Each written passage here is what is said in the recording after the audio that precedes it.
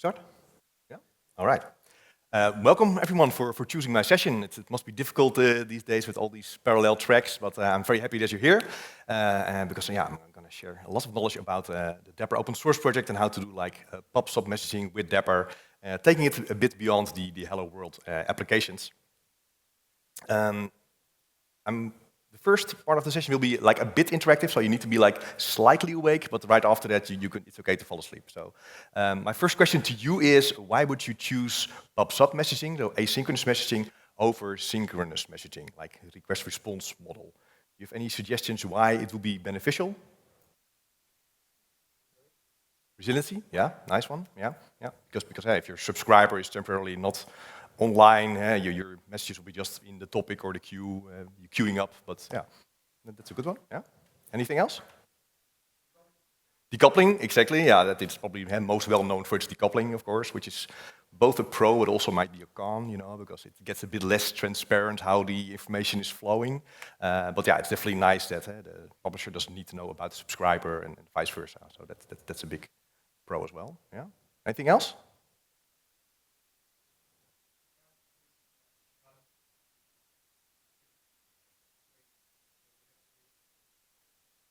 Yeah, exactly. Yeah, indeed. Yeah, we don't have if there's some kind of a long process going on in the background, you don't need to really wait for it.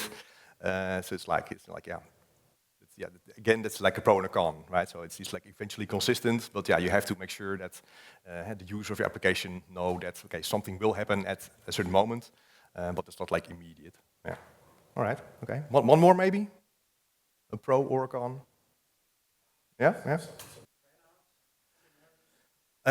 Yeah, it's very easy to like add multiple subscribers to increase your throughput. So yeah, that's definitely a pro. Yeah. No, yeah, nice ones. I think indeed most of them were named right. Pros: decoupling services, resiliency, scalability, the fan out, but also having a dynamic topology in your architecture, right? Because everything is based on subscriptions.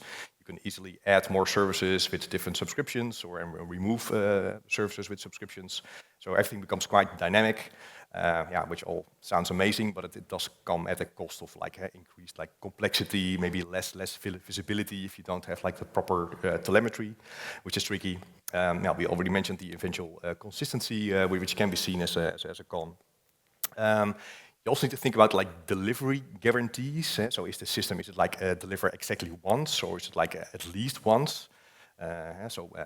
With Dapr, it's at least once, so that means your services need to be idempotent, right? They need to be needs to handle like multiple requests without having any side effects. So yeah, that's definitely important to know about. All right, the next interactive session requires you to grab your phone and scan this QR code, because I will do two polls. It won't take very long, but I think it's nice to gather some data. And by the way, once you've scanned this, you need to fill in your name, because besides the polls, you can also ask questions via this. So if you have any questions during the session, write your question down in there. Maybe you have some time at the end so I can answer it, or I will answer it async when I have some time again. This is also the platform that you can use afterwards to give some feedback about the session and also access some resources that I've shared there. All right, everybody has it? Yeah? Okay. Then it's time for the first, I will share first how it looks like. So in this screen is the desktop view, but you'll have like a similar view, but this is then a drop-down. So you probably start in this resources drop-down, but you need to go to the polls section, and there you will soon see the first poll, and that is, how familiar are you with Dapr? Because typically it varies quite a bit. So some people are like completely new to Dapr. For some people are running it in production for years. Some people think it's this ORM from Stack Overflow, which sounds the same, but you spell it differently. So if you came here for the ORM, I'm sorry, that's not what I'm talking about. Okay, so the majority, I've heard about it, but never used it. Okay, well, at least you're in the right spot, right? So we're talking about the right Dapr, so that's good. All right, some people completely new. Well, I'll definitely give like a bit of a gentle intro into the Dapr project itself, but it's good to know about this. Okay, so no one here running it in production. Okay, that's also good to know. If someone is or knows someone who is running it in production, then I definitely want to come and talk in contact with them. Okay, and next question is, who do you think owns Dapr? So there are a couple of options there, 4 options, only one is right. And I asked this because, yeah, people usually indeed they know a bit about the history, but they are not might not be aware of where Dapr is currently. So I think it's nice to add some context here. Okay. No one is voting for Marc Duiker? Okay, fine, all right. So Dapr originated from Microsoft, from a Microsoft incubations team under the lead of Marc Duiker. But after 1.5 years, then Dapr was donated to the CNCF. So most of the people got this right. It's now part of the CNCF. It's actually a graduated project in the CNCF since last November, which is a big deal. So it's really a proven project because you need to go through quite a rigorous process of vetting. So yeah, most people are correct with that. The CNCF owns the project. All of these CNCF projects have like a steering and technical committee, and Microsoft is part of the steering technical committee, but also Digrid is part of that technical committee, also Intel and some other companies as well. And yeah, as that committee actually decides on the future of the project. All right, thank you, perfect. So I'm Marc Duiker. I'm a developer advocate for Digrid, which is a startup founded by the co-creators of the Dapr project. That's Mark Vossel and Jeroen Snijder. I'm also one of the Dapr community managers. So we do like regular live streams about Dapr. So we invite end users to talk about how they use Dapr in production, and also invite like the maintainers and contributors to talk about the latest features. Microsoft MVP for the last couple of years, and yeah, I love knowledge sharing. That's why I'm here. And I usually try to insert some pixel art or some other fun stuff. If you want to know about all of my side projects, have a look at marcduiker.dev. Let's move on to what we're going to talk about. First, I'm going to give like a very brief Dapr intro for the people new to Dapr. I think that's very useful. Cover some PubSub basics and PubSub with Dapr basics. Describe different ways how you can subscribe to topics with Dapr. And then it's like a bit more advanced topics, so how you can do like bulk messaging, why do we have like use CloudEvents, a bit of routing, resiliency, dead lettering, and yeah, if there's some time, I will also demonstrate the Outbox pattern. Now I will do a lot of demos for all of these things. I'll do a lot of demos, so I'll show a lot of code and actually run all of the applications locally here in my dev container. But let's start with this Dapr intro. So Dapr actually provides APIs to build secure and reliable microservices, and these days also agentic AI systems, right? Because it's all about agentic AI these days, and Dapr is no stranger for that either. The reason why we also mention agentic AI these days is because Dapr now has a built-in workflow engine. Maybe some of you are familiar with something like Azure Durable Functions. The creator of Azure Durable Functions also helped to actually create the Dapr workflow engine. So if you know that API, you can definitely also use this API, but because it's exactly the same. And there's also like a dedicated agentic AI framework that's called Dapr Agents. That's available in Python, but you can definitely use the workflow API yourself to actually orchestrate all of your services and your LLM calls. And every year we do like a survey across Dapr developers, and on average they claim to save 30% of development time when they use Dapr versus the period before where they didn't use Dapr. So we really have quite some data points that Dapr actually makes developers more productive. And there's definitely a learning curve because you have to be familiar with the cloud-native ecosystem and using containers and Kubernetes. But once you have that, then you can really be super productive with Dapr.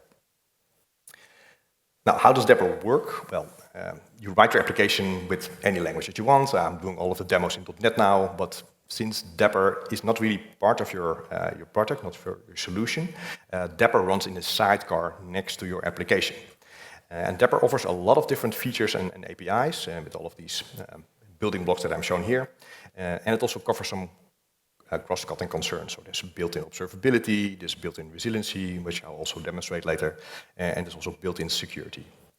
So I see it's like a developer tool belt. So Dapr offers a lot of things, but you don't have to choose everything. You don't have to use everything by default. Right now we'll talk only about PubSub and also maybe a bit of state later when mentioning the Outbox pattern. But yeah, you can just pick and choose any API from Dapr that you want to use. It's like an opt-in framework. Dapr workloads typically run on top of Kubernetes, either just raw Kubernetes or any managed form of it. But you can also use it on Azure Container Apps. That's not compatible with the latest Dapr version though, so you don't have all of the building block APIs shown here. And also Digrid has a commercial offering where we actually host this part. So you can run your application still in whatever compute you want, but then we host this side of it. The biggest benefit of using Dapr is that it decouples the underlying infrastructure from your application. So, and I will definitely demo that. So for instance, we will use the PubSub API that Dapr is providing, but Dapr is not a message broker. But you can configure Dapr to use like almost any message broker out there. And the same for like state stores and secret stores, etc. So it's very easy to change the underlying infrastructure without changing any application code. That's really the power of Dapr. So speaking about PubSub components, this is the list of Dapr-compatible PubSub components, which is really quite a lot. It's like, well, there's 15 here, but it's 2 times Azure Service Bus, once for the queues and once for the topics. So let's say it's 14 different providers that we can use. I'll mostly demo it with Redis streams, because if you install the Dapr CLI locally, you get a container that runs Redis. But I'm also going to use RabbitMQ in one demo, and also switch to Azure Service Bus topics. So as a refresher, how does PubSub work? Well, you have an application that does the publishing, right? So that will actually publish a message onto a topic of a message broker. And there's like 1 or more subscribers that are subscribed to that topic on the message broker. That's, let's say, the traditional PubSub approach. However, when we're working with Dapr, we also have these Dapr sidecars. So what happens? In your application, you use the Dapr API, and in my case, I'm using the .NET SDK to give me like an easy function to invoke this API. I give it a payload, and then it's the responsibility of the Dapr sidecar to actually publish that message on a topic. Yeah, so my application knows nothing about this message broker, but only the Dapr sidecar knows about that message broker. The same is true for the receiving end. So this sidecar belongs to the subscriber. So this sidecar is actually subscribed to the message broker and will actually forward this message to a function inside my application. Now, when you actually publish a message, your data transfer object, your .NET class will be wrapped in a cloud event. That's like an open standard, also a CNCF graduated project. It's been around for a couple of years now. And because we were using that envelope that allows you to create some extra metadata, and because we are using CloudEvents, we can actually do like proper distributed tracing. So it's also a very nice to use that, because then you got like observability built in. So this is how to do PubSub with Dapr. So it's a bit more involved, it's a bit more moving parts, but it's actually quite easy to use. Okay, let's start with a demo. So all of the demos I will be using, I have a sender service and a receiver service. And well, as you can think, the sender service will publish a message. I'm not drawing the Dapr sidecars everywhere. And the receiver service is actually receiving this message. And the PubSub broker, sometimes I will change it, but most of the time it's this Redis container that I'm running locally. So let's first have a look at the sender part, on the publishing part. So it's a web application, I'm using .NET 9 here, and the only dependency I have is on Dapr ASP.NET Core here.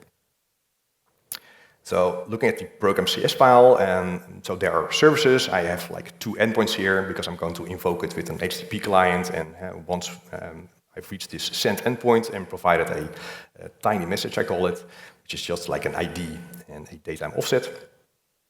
The Dapr client will be injected, since I'm using the add Dapr client extension here on the services collection. Then we use this client to publish event async. And so that's the method to publish a message. And we need to specify three things. The name of the PubSub component, and I will show later what that component is. But please note this name, remember this name, demo1-PubSub. The other thing that we need to provide is the name of the topic that we are publishing to. In this case, it's incoming messages. And the final thing is the data, the payloads that we actually want to send. And that's it. So typically you would use this. However, you can also publish as bytes. So maybe your messages are very big, or you need to have maybe a very large volume that you need to process. Processing as bytes is more compact. It's less storage. It's probably cheaper if you have high volumes. So if you want to do that, you use the method publish byte event async. But then the payload is exactly, the arguments are exactly the same. It's PubSub name topic, but then here we're just providing a memory byte object. Now, the PubSub name, that refers to a component file. Is this visible in the back? Is this okay? Yeah, all right. So this is a component file, and this describes what kind of underlying resource is used. And remember the demo1-PubSub. So this label, this was used in the application code, and this is what ties the two together. So when you run your application and the sidecars up and running, these files also get read. So whenever we want to execute something that mentions this name, then Dapr knows, okay, I'm using this component file, and in this case, this is type pubsub.redis, so we're using actually Redis streams under the hood. So each of these component files always have some specific metadata, how to connect to the underlying resource. In this case, I'm just running Redis locally, it's in a container, so this is the minimum amount of information that I need to specify. When we switch providers, I will show you some more arguments that you can provide. So let's start our services. I'm using the Dapr CLI, and I'm running Dapr run-f dot. And by the way, everything I'm running automated. I'm using a VS Code extension called demo time. So I've scripted actually everything that I'm doing. I am running applications, as you can see, but at least I can't make any typing mistakes anymore because everything is scripted. So I'm also a bit lazy. So this is just write once and then execute all the time. So my applications are now up and running, and I'm running two applications at the same time, the sender application and a receiver application, and we will look at the subscription part just in a second. And we are also pointing to the resources folder, and this resources folder contains the component file. So that contains the description that we're actually using Redis. So now everything is up and running. We have the Redis container, and we have two applications, the sender and the receiver. So as you see here in the terminal, there's actually quite some logging statements going on, and that's also configurable. So this is both the application output as well as the Dapr process output. And in the Dapr process output, we can actually check what kind of component is loaded. So now I'm searching for pubsub.redis, and we can see that the component loaded is demo1-PubSub, and that's of type pubsub.redis. Okay, I'm now going to publish a message, and for that I'm using yet another VS Code extension called the REST client that allows you to create files like this and create your endpoints and payloads. So, and there's this like sort of link, which is a sort of button. So if I click this, I'm going to execute this request. I'm going to do a post request to this send endpoint of this application with my tiny message payload of an ID and a timestamp. So we will see now, get back a 202 accepted. And if I scroll down to my application logs, I see that the sender has sent it and that the receiver has received the message. So we have a successful PubSub now using Redis streams. Okay, I'm going to stop everything. All right. Okay, so now let's switch the underlying provider. And the benefit of using Dapr is that that doesn't require any code changes. So my application code will be the same. But I will be changing that component YAML file. So this also scripts the change in the YAML file. So now I've disabled this PubSub Redis YAML file by just changing the file extension, and I've enabled this YAML file now. So now note that this label is still the same, because this label is also used in my application code. So in my application, I'm referencing demo1-PubSub. So that's also what my component label needs to be. But now it's pubsub.RabbitMQ. RabbitMQ is also running locally, just in a container. Again, I'm just using a very simple connection string to it, but notice that there are a lot of optional arguments that you can specify when you are defining how you connect to Rabbit.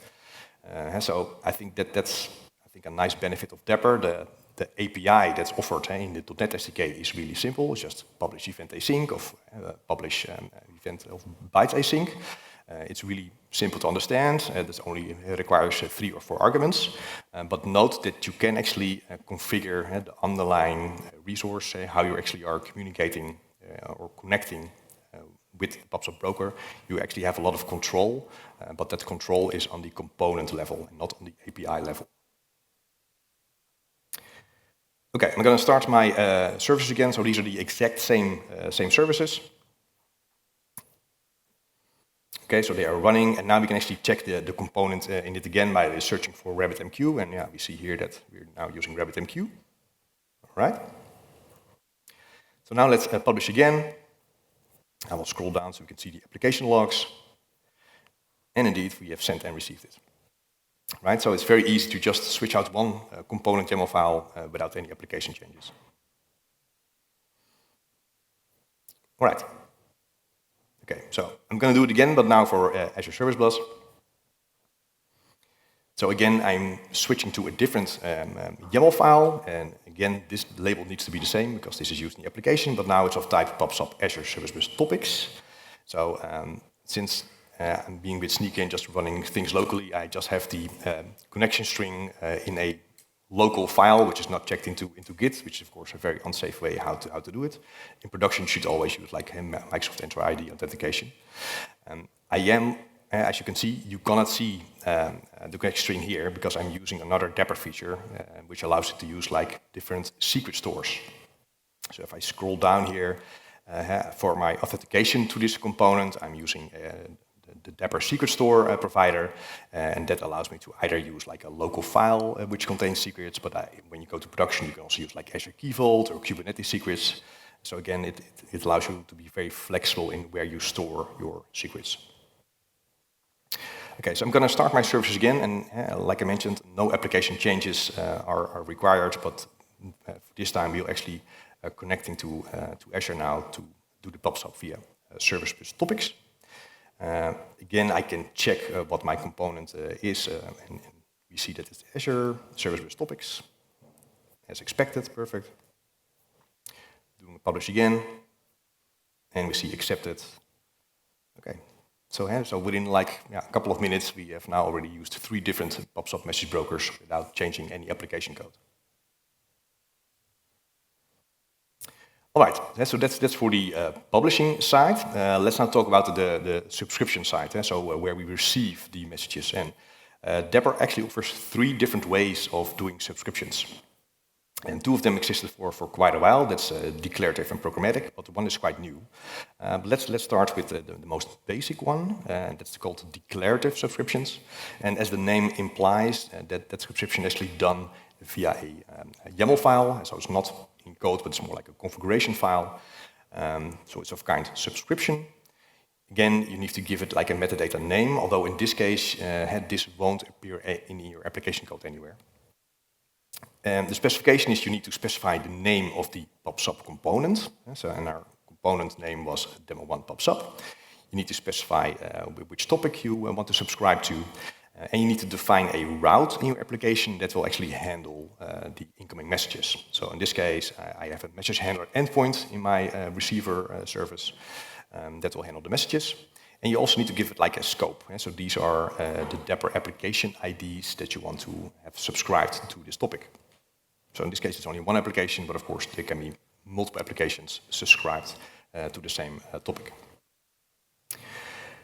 Looking at the program file of this receiver, so there's hardly any Dapr-specific code in here. The only thing that Dapr-related is this one, app use CloudEvents, because like I mentioned earlier, Dapr wraps the messages inside an envelope, the CloudEvent envelope, and by adding this to your application, the application will actually unwrap the CloudEvent so you can use your own native message. So that's why we can just accept a tiny message here instead of a CloudEvent object. I will show later how to actually not use this and just have the raw cloud event. But in this case, if you just want to use your own message and you're not interested in any of the other metadata, just use cloud events. So we have like a message handler here. It just takes my message, just as a console write line, and that's it. So there's not a lot happening here. But yeah, there's also very little code that is required if you do subscriptions in a declarative manner. But yeah, you do have to write YAML. I mean, nobody really likes to write YAML. That's the downside. But yeah, it's quite nice and clean. Okay, I'm not going to run the demo because all of the other demos before were already using this declarative way. So let's move on to the next type, and that's programmatic subscriptions. And yeah, and as the name implies, that is all done in code. So this doesn't require any YAML file, but now you actually have to specify the PubSub name and the topic name. You specify that in code. So, and next to the use cloud events, there's also another extension method on the application that's map a subscribe handler. And by having this method and the topic attribute here, where you use the PubSub name and topic name, and the combination of the two ensures that you can actually receive or are actually subscribed to your topic. So again, it's not a lot of code. It's quite easy, but now you really are. This is a bit more tied to, of course, the PubSub name and also the topic name, while in the declarative mode, and none of that is available in your application. So it's a matter of preference. So let's run this sample. So this is the next demo. Again, I'm using two applications. The one is sender, which is still the same. The other is receiver, but now using the programmatic subscription. So that's now up and running. We're publishing the same message. Okay, and that's been received now via a programmatic subscription. So these two types have been in Dapr like since version 1, quite a while. We are now at version 1.15. Hopefully this week we'll release actually Dapr 1.16.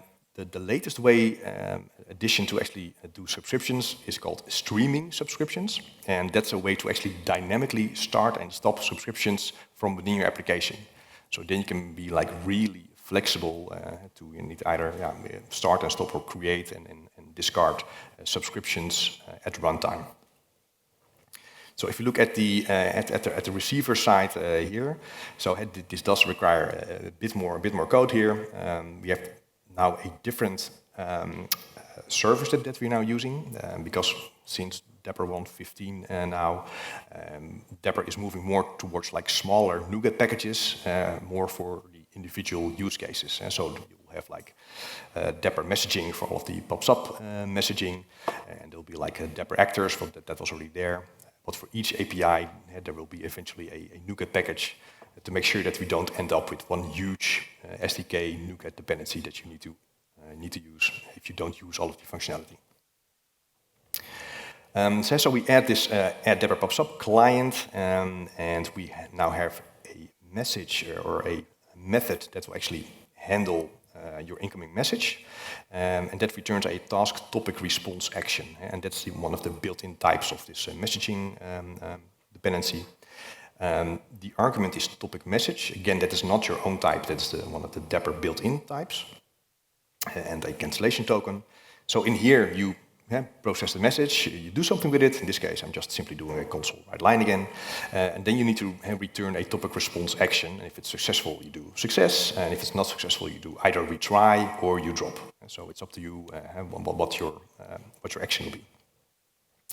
So that's the handler function. Now how to actually use this? Well, here we get the messaging Dapr PubSub subscribe client from our services collection.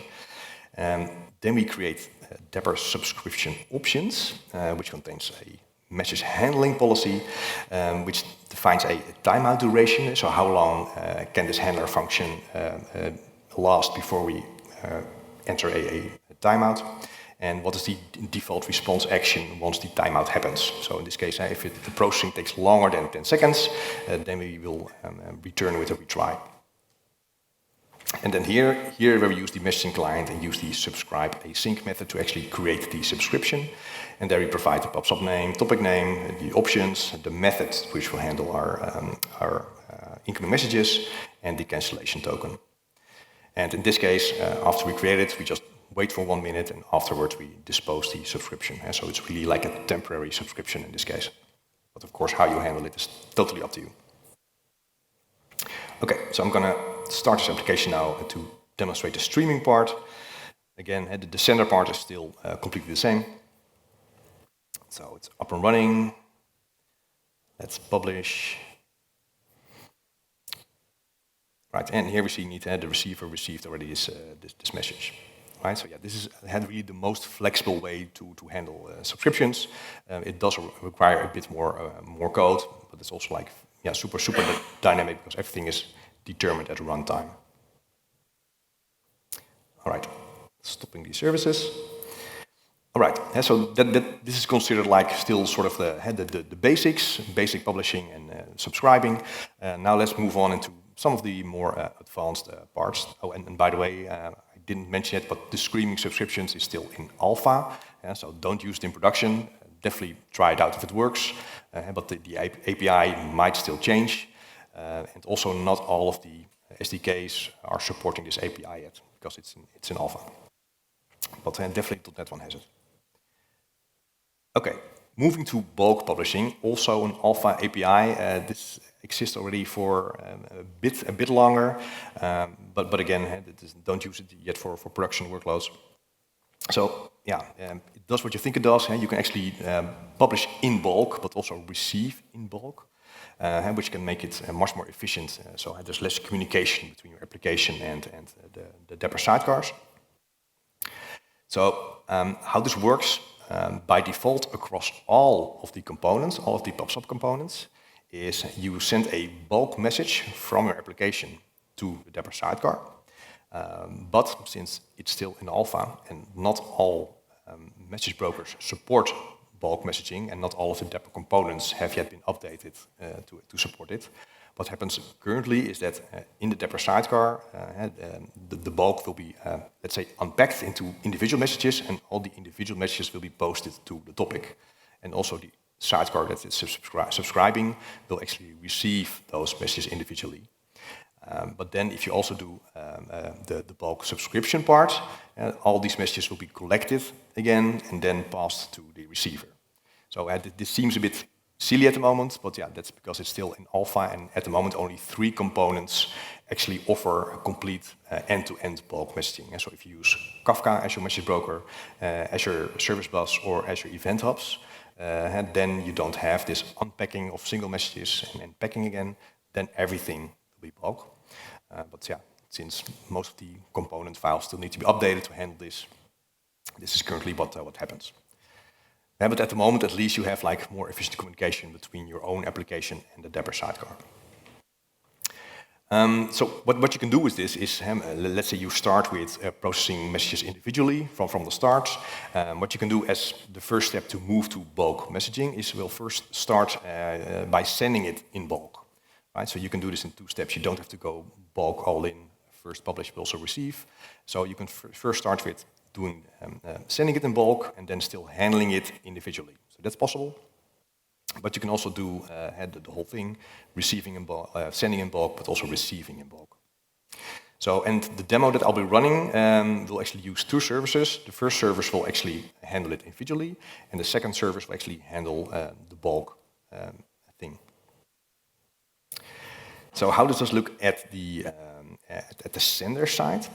So here we use the bulk publish event async method, and that has actually the same signature as before, the PubSub component name, the topic name, and this is then the list of messages that we're sending. What is very nice though, this has an output of a task bulk publish response of your tiny message. And you can actually use this to actually check if all of your messages inside that bulk message, if they have been processed. Because this bulk messaging is not a transactional thing, so you don't get guarantees that all of your messages have been processed. But you can check are there any failed entries in my bulk submission. And if there are failed entries, you can iterate over them and do something else with them. So I think that's very valuable from this API. Okay, this is our first receiver, which has nothing to do with bulk. So this one is actually receiving individual messages, as you can see here. And it's using a declarative subscription. That's why we don't see anything related to subscribing or anything related to bulk here. The other application, the second receiver, is using a bulk subscription, and it's using the programmatic way to do bulk subscription. You can also use the declarative way of bulk subscription. I have not added that. So you can see here that there's another attribute, bulk subscribe, that you can add to your topic attribute as well, and that contains the topic name, and that's actually the only mandatory argument. The other two are optional, but what you can specify is, okay, what is the maximum message count that I want to receive in a bulk? And also, what is the max duration that the sidecar will wait until it has gathered messages and will actually send those to my application? So if you want some more control of how many messages you are ingesting at once, or how long you need to wait, because the Dapr sidecar might receive all these individual messages, and it will need some time to receive them and then wrap them and send them to your application. So the type that you then have is what's incoming is a bulk bulk subscribe message of your tiny message. And again, you can check it how many entries are in there, and then iterate over all of the entries. But what you then need to do is you need to give a specific response back. That is a list of bulk subscribe app response entry. It's really a long name, to be honest. So when you're processing your entries, you have to add to these entries a bulk subscribe app response entry, where you specify what the entry ID is of this message in the bulk, but also what the outcome is. So if it's a successful reception, but in case there's an error, then you can specify, okay, am I sending back a message to actually retry this, or am I sending back a status to actually drop this message? So that's up to you how you handle this. Okay, so let's demo this. So now I'm running 3 applications, 1 sender, 2 receivers. The first one is handling them individually. The second one is handling them in bulk. So now I'm providing an array of 3 messages. So I'm sending that. And as you can see here, application 1 is receiving them individually, and application 2 has received 1 bulk with 3 messages. So that's how you can use it. All right. Okay, so let's look a bit closer at the cloud events that I mentioned earlier. So cloud events, they are a specification, and they describe event data in a common way. So all of the sub brokers out there, they support this type, and that's what enables Dapr, or that's what enables any message broker to do like distributed tracing, which is really very, very important. So what actually happens is we're not sending our own data transfer object, but we're actually sending a cloud event that contains our data transfer object, and also some additional metadata that contains like the name of the application that's sending it, the type that it's sending it, and some more stuff. And you can actually add more information to this cloud event, which you can then use when you receive this message. It has a dedicated website. I mentioned it's also a graduated CNCF project. So this is also a mature project that you can really rely on. Okay, so this is the application that will send it. So the first one doesn't do anything in specific with it. I'm just sending the tiny message, and that's it. So I will first process this one.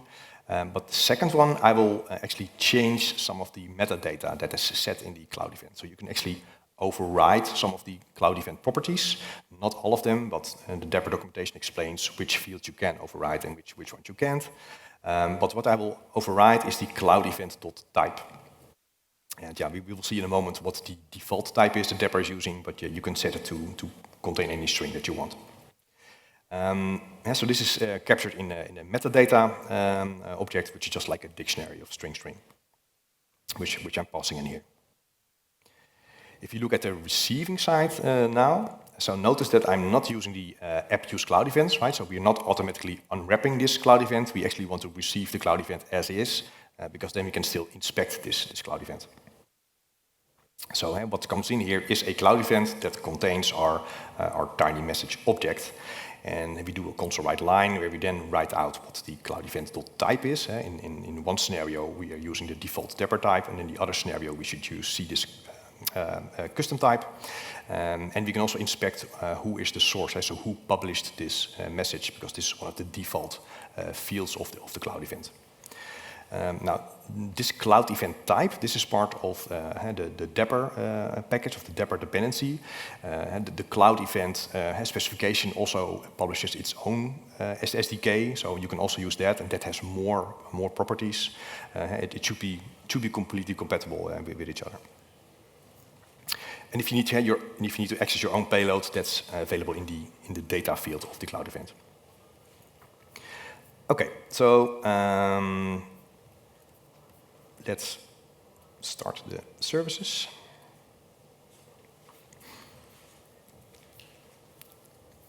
All right, they are running. Let's publish the message. Okay, so I'm first sending it without the metadata, so we can see what the default Cloud event type is. So let's do that first. So here we see that a Cloud event is received of type com.dapr.event.send. So this is the default Cloud event type that Dapr sets. And so maybe you have like an architecture where you do pub/sub messaging both like natively, but also with Dapr. And then at the receiving end, you can check this Cloud event.type property. And then in this case, you can tell, okay, Dapr is used as the pub/sub mechanism. So this is how you can tell at the receiving side that Dapr is used for pub/sub. Now let's send the one with metadata, because then we will set this custom type. And by the way, we can also see the application ID of our sender application. Now let's send it with metadata. And now we see that we receive a Cloud event of type special.type, right? Because we were overriding that because we provided some additional metadata. Right, and so those are the basics of Cloud events. In the upcoming version, in Dapr 1.16, you can also provide like WC3 baggage, so you can actually provide more custom fields as well as part of the Cloud event. So if you want to add more custom metadata, you can do that in the upcoming version of Dapr. Okay, let's move on to routing, and we're talking about content-based routing here. So this is routing based on the payload of your message. So in the scenario that I'll demonstrate shortly, we'll have like one sender application, and we have like an object that contains like a few different properties, and based on those property values, we will either subscribe it and receive it with the receiver 1 application, if the type is type 1, but if the type is type 2, then we will receive it with our receiver 2 application. All right, so I've changed the tiny message type to include a type property, but also an amount property, because I actually have different routing rules which involve both of them. So let's have a look at the receiver side, because at the sender side there's nothing really much happening. So this is the receiver, and that will handle the type 1 messages. So note that I have defined a routing string here, where event.data.type, so this is the Cloud event, this is our custom data type, and this is our type property of our tiny message. That should be equal to Dapr demo type 1. So if the value is Dapr demo type 1, then this route will be used. And we can see that we have a handler here called handle type 1. It has a topic attribute, so it's using programmatic subscription, where we provide the pub/sub name, topic name, and also this route string, and also a priority. I'll come back to that shortly. But underneath that, there's another handler. So we have one application, 2 handler functions. But this one is using this matching handler, where the event data type is the same, so Dapr demo type 1, but also the event.data.amount should be larger than 10. Right? So you can use some more expression languages here for these routing matches. Now, if you have like routes which have like partially overlapping rules, so in this case both have this part, that the event data type is of Dapr demo type 1, then you also need to use like priorities to make sure that first I want to check if this is true, and because if this is true, then also this is true. So I first want to evaluate this rule, the most specific one, so this has the highest priority, and then I want to evaluate this one, which has the lowest priority. And yeah, I always advise, so you set these priorities with integers. I always recommend don't use like 1, 2, 3, because what if you introduce like an update to this application and you have introduced an even higher priority, and well, you can't use like fractional values, so I suggest always to do like 100 or 200, so you can introduce like a value 50 and then a value 25, so you can always introduce like higher priorities. So what happens indeed, we just do a console write line, so type 1 message received, and we have like a large amount for the, when the value is larger than 10. Okay, looking at the receiver 2, here we are using a declarative subscription. So there's nothing visible here about the subscription, also not about the route, because if you use declarative subscriptions, then that's defined in YAML. So here is actually the routing rule where we are matching the same type, but now they should match with value Dapr demo type 2. Okay, let's start these services.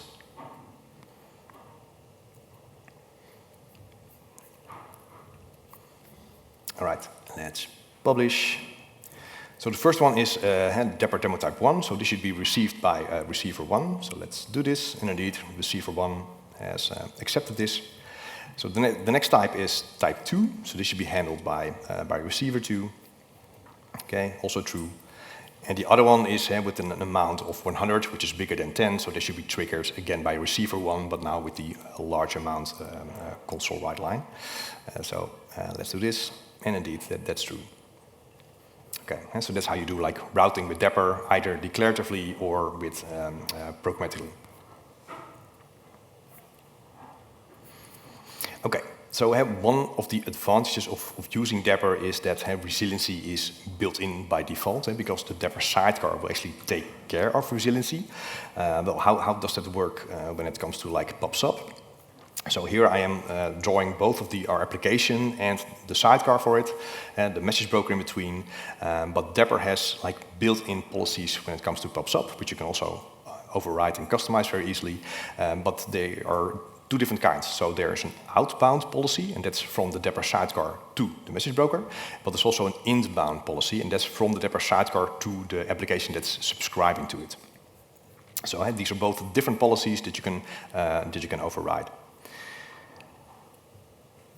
Okay, so the demo that I'm about to do is first I'm starting up my applications normally, and also this Redis container that we're using for PubSub is still up and running, so we are starting just a normal fashion.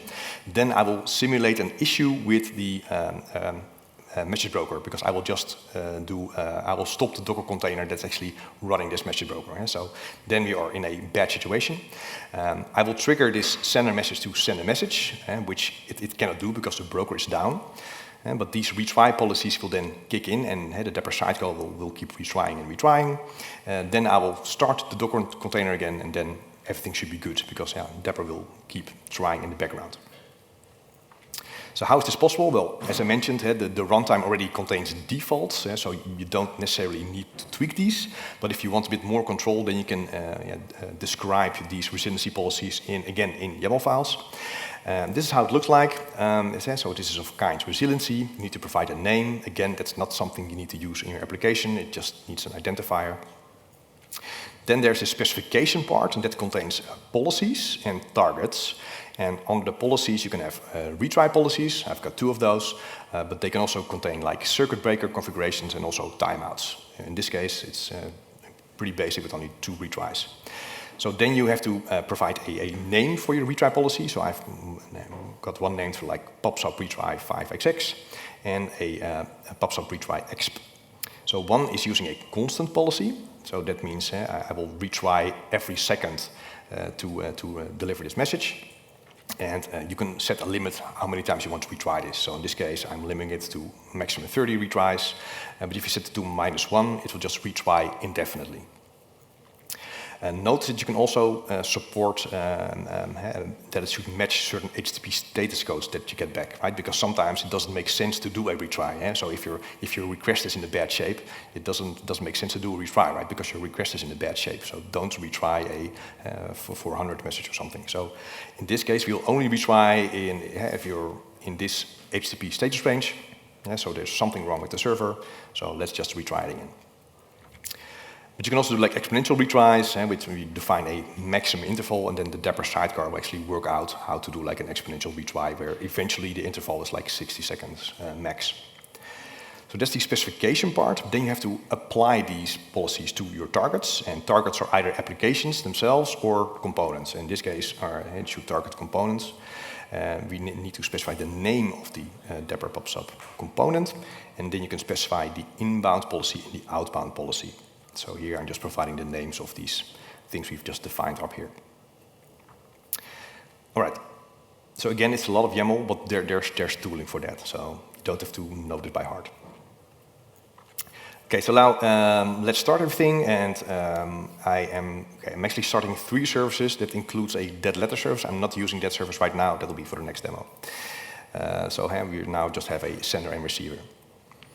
Okay, so now everything's up and running, but now I will stop the Redis container. So our message broker is gone now. Okay, it's gone. If I check back to the Dapr logs, there's a lot of stuff going on, right? Because Dapr is complaining from, oh my God, something is wrong with the broker, help. Okay, that's fine, that's fine. So now let's send the message, which of course can't be delivered because something is wrong. Now let's start the Docker container again, and let's see what's happening. So let's actually check. So we actually get a response back, but we also see that we have a sender and a receiver. So it actually, the PubSub worked out. If you look just a bit higher, then we see here that there's an information message from the Dapr sidecar that says recovered processing operation component, blah, blah, output after 7 attempts. So here you can actually see sort of proof that Dapr was retrying the entire time, and after 7 attempts, it was successful. So that's what Dapr can offer for you. All right. Okay, moving on to dead lettering. So what if your receiver application, your subscriber application cannot process your message? What do you do then? So it's quite typical to use a dead letter topic or dead letter queue as a sort of a parking place. Okay, I can't deal with this. Go over here, and I will hopefully have some good monitoring on that, or definitely have some kind of other service that's actually looking at your dead letter queue, right? Because there's no point if you just push your dead letter queue messages somewhere and don't inspect it. So I would always recommend also looking at your dead letter topic there. So what we'll do in the demo is we'll actually enforce the receiver to give back a programmatic response. So it will automatically trigger posting to this dead letter queue, and then we'll actually just do a console write line to actually see that this dead letter queue has actually received a message. So if we look at the receiver service now, it's just hard-coded to always give back a results accepted. So let's change back to give it back a 429, so too many requests. We're just hard-coding an error here, just for the sake of the demo. We don't see a subscription here because this is using a declarative subscription, so let's have a look at that. So this is our declarative subscription, and now we're also specifying a dead letter topic as well. So this will be the topic name where the dead letter messages will be posted to. Okay, so there's also a dead letter service, and that has a subscription to this dead letter messages topic. So here it's scoped to the dead letter service, and yeah, this is just the endpoint that will handle the incoming dead letter messages.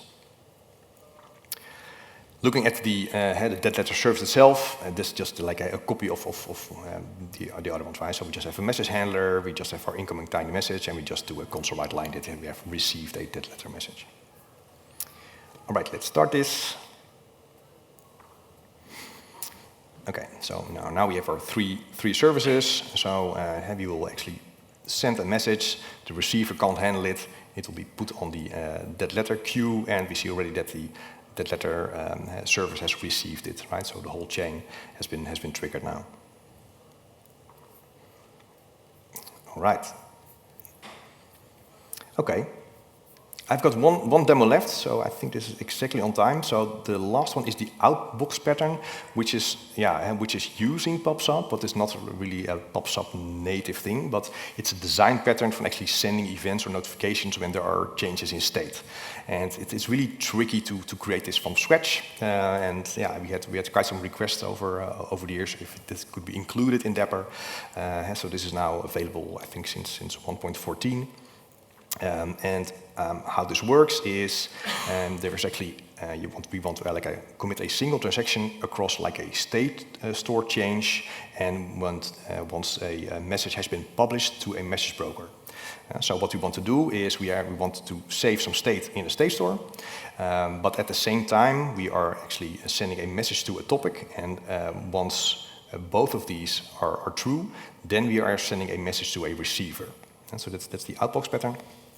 So yeah, it's very, very useful for, like I said, getting notified of some state being saved.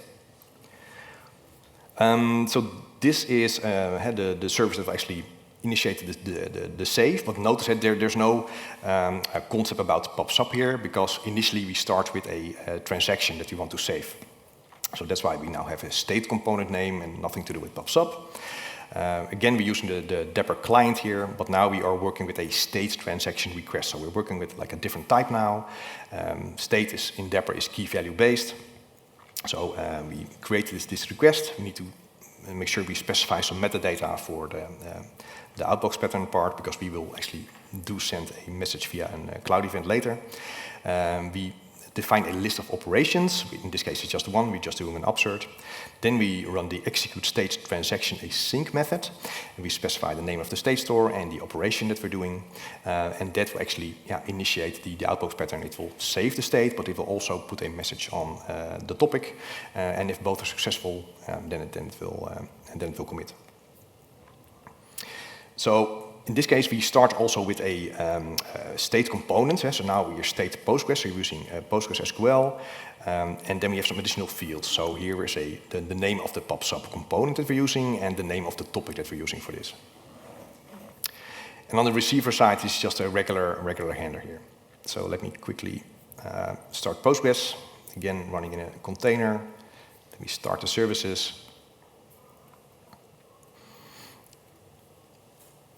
All right, they're running. Cool, let me now save the message, but that will also trigger a PubSub message as well. So let's do this. And we see that we have actually executed the transaction, and the receiver has actually received a message based upon this state store thing. And so the Outbox pattern is working. So yeah, it's a fairly new thing in Dapr, so yeah, definitely have a look at it. Okay, this was quite a whirlwind through everything related to Dapr PubSub, so I hope you learned something new. I definitely ask you to please use the engage time page that you still have on your phone, or scan it again. Please rate my session. There's also an option to give some feedback, so if you have some constructive feedback, please share it there. I provided a lot of links for you to check out the Dapr documentation. I also create a lot of educational material that's called Dapr University, so you can also try that out. You can also use it to connect with me if you want to do that. You can also claim this Dapr Community Supporter badge as well. That only requires a GitHub account. And thank you very much for your attention.